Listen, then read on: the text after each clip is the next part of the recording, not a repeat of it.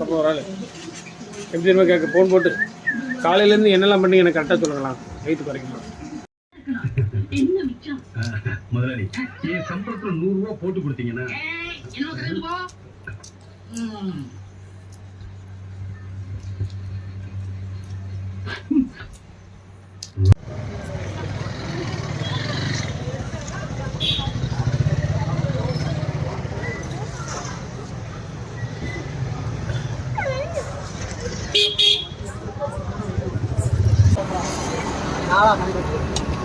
கட்டாமல் தப்பிக்கலாம் இவங்க பொருளாவது எடுக்கலாம்.